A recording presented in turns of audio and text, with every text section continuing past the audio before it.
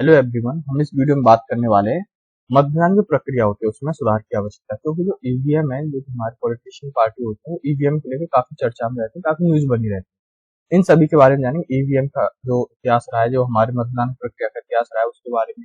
और हालांकि जो ईवीएम है, जहाँ फ्रांस है, इंग्लैंड है और अमेरिका है, इनमें जो राज्य के चुनाव होते हैं उनके लिए उससे ईवीएम को बंद कर दिया गया। चलिए इस वीडियो में सभी को कवर करेंगे। तो सर्वोच्च न्यायालय ने इलेक्ट्रॉनिक वोटिंग मशीन, यानी जिसे हम बोलते हैं ईवीएम, इसकी वोट गणना के साथ जो वोटर वेरिएबल पेपर होता है, उसे ऑडिट ट्रेल यानी कि वीवीपीएटी पर्चियों के 100% मिलान की मांग करने वाली याचिका को सुनवाई करने का फैसला लिया गया, जो लिया गया सर्वोच्च न्यायालय द्वारा।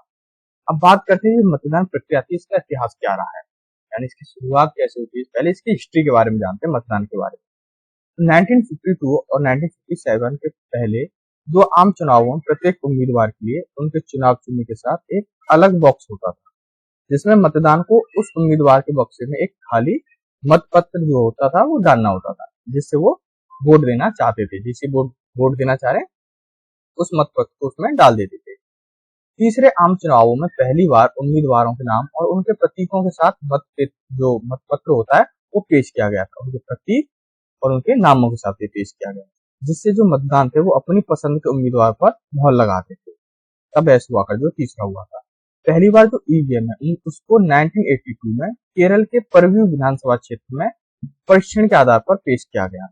पहली बार जो ईवीएम था वो 1982 में केरल में हुआ था, ठीक है ना, परवीन विधानसभा क्षेत्र के परीक्षण के आधार पर पेश किया गया। इसके बाद 2001 में तमिलनाडु, केरल और पांडुचेरी और पश्चिम बंगाल के विधानसभा चुनावों के दौरान सभी बूथों में ईवीएम जो मशीन थी वो तैनात की गई थी, वो की गई थी 2001। 2004 के लोकसभा आम चुनाव में सभी जो 543 निर्वाचन क्षेत्र थे उसमें ईवीएम का उपयोग किया गया। सन 2004 की बात हो रही है। सुब्रमण्यम स्वामी बनाम भारतीय चुनाव आयोग यानी 2013 के मामले में सुप्रीम कोर्ट ने इसने फैसला सुनाया कि स्वतंत्र और निष्पक्ष चुनाव के लिए पेपर ट्रेल एक अनिवार्य आवश्यकता है, जिसमें 2019 के चुनावों में सभी जो निर्वाचन क्षेत्र थे उनके सभी ईवीएम के साथ वीवीपीएटी जो भी थी वो संयुक्त किए गए, यानी जो पर्ची निकलती है, अब ईवीएम में बटन दबाते हैं, पर्ची भी आती है किस पे आपने वोट किया है, तो वो इसमें सुगमित की गई थी। अब जानते हैं इसकी अंतर्राष्ट्रीय प्रथा क्या रही है। अब अंतर्राष्ट्रीय प्रथा क्या होती है इसके बारे में आपको बताएं तो कई पश्चिमी लोकतंत्र के चुनाव के लिए जो कागजी मतपत्र है उसके उपयोग में लिया जाता है। इसमें इंग्लैंड, फ्रांस, नीदरलैंड और अमेरिका जैसे देशों में पिछले 2 दशकों से जो परीक्षण के बाद राष्ट्रीय संघीय चुनाव होते हैं उसके लिए जो ईवीएम है उसका उपयोग पूरी तरह से बंद कर दिया गया है। जो किया गया इंग्लैंड, फ्रांस, नीदरलैंड और अमेरिका जैसे देशों में ये 2 दशकों से बंद पड़ा है ईवीएम का उपयोग राष्ट्रीय और संघीय चुनावों के लिए।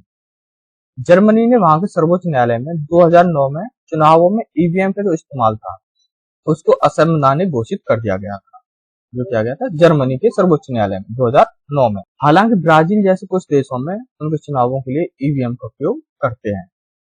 पड़ोसी देश में पाकिस्तान में ईवीएम का इस्तेमाल अब भी नहीं करता है, यानी ईवीएम का इस्तेमाल पाकिस्तान में नहीं किया जाता, जबकि बांग्लादेश में 2018 में कुछ निर्वाचन क्षेत्रों में प्रयोग किया गया था, लेकिन 2024 के आम चुनावों के लिए कागजी मतपत्रों का ही प्रयोग किया गया है बांग्लादेश में, ठीक है। अब जानते हैं ईवीएम की विशेषता क्या है, इसकी खासियत क्या है ईवीएम के बारे में। ईवीएम जो है वो बूथ कैप्चरिंग पर लगाम, यानी कि ईवीएम में वोट डालने के लिए तो दर वो प्रति मिनट 4 वोट तक सीमित करके फर्जी मतदान में लगने वाली जो उल्लेखनीय वृद्धि थी वो की गई थी। इसमें बूथ कैप्चरिंग घटनाओं को लगभग समाप्त की गई है। मतों को अवैध होने वाली जो आशंका थी वो समाप्त कर दी, जिसमें कागजी मतपत्रों में मतों के अवैध होने की जो प्रायिकता थी वो बहुत अधिक होती थी, और ये जो मतगणना थी वो प्रक्रिया के दौरान विवाद का विषय भी हुआ करती थी। ईवीएम ने मत के अवैध होने की आशंका को पूरी तरह से समाप्त कर दिया है, जिससे जो कि पर्यावरण के लिए अनुकूल है। जैसे देश के मतदाताओं के बढ़ते आकार को, यानी कि जो जनसंख्या बढ़ रही है, तो मतदान होते हैं उनकी भी संख्या बढ़ रही है।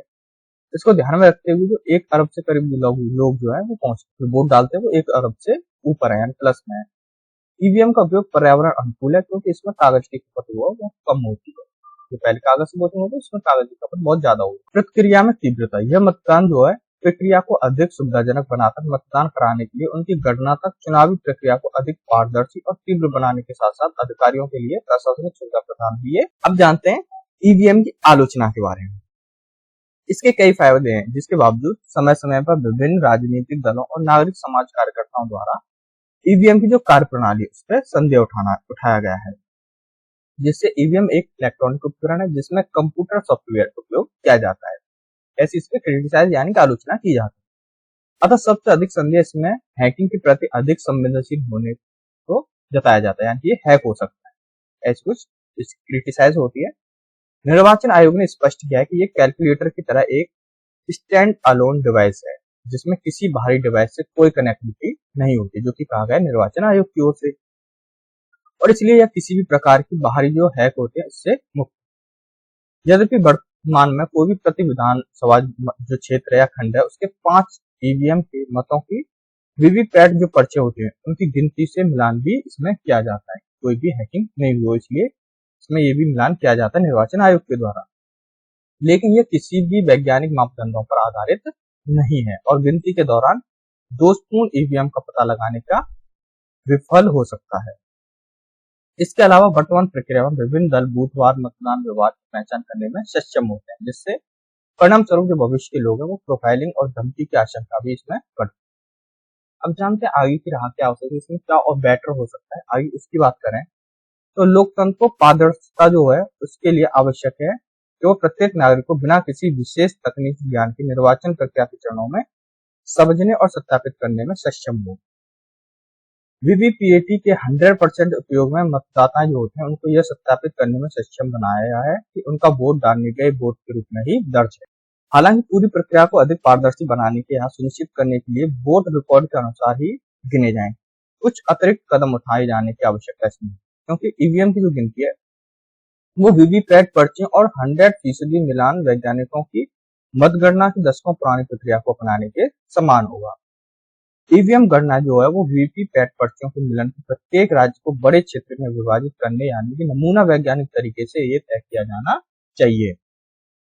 इसमें एक भी ये भी त्रुटि है कि इसके मामले में संबंधित जो क्षेत्र है इसके लिए वीवीपैट पर्चियों जो 100% मिलान है उसके बाद भी परिणामों की घोषणा जो है वो की जानी चाहिए। इसकी गिनती की प्रक्रिया के सांख्यिकीय रूप से विश्वास की पारदर्शिता इसमें बढ़ेगी, ये इसमें होना चाहिए।